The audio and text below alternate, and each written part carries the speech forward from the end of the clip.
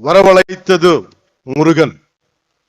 அந்த வெற்றிவேல் முருகனுக்கு என்னை வளர்த்தது முருகன். அந்த வீரவேல் முருகனுக்கு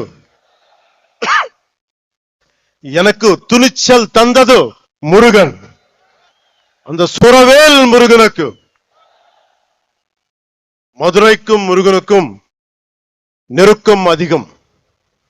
முருகனின் முதல் அறுபடை வீடும் கடைசி அறுபடை வீடும் மதுரையில் தான் உள்ளன.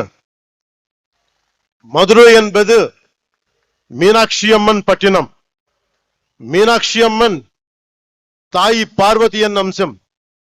எனவே முருகனின் தாயாரும் மதுரையில் தான் உள்ளார். முருகனின் தந்தை சிவபெருமான் முதல் சங்கத்துக்கு தலைமை ஏற்று மதுரையில் தான் இருந்தார். எனவே இந்த மதுரையில் தாயமே இருக்கிறார், தந்தியும் இருக்கிறார், மகனும் இருக்கிறார்.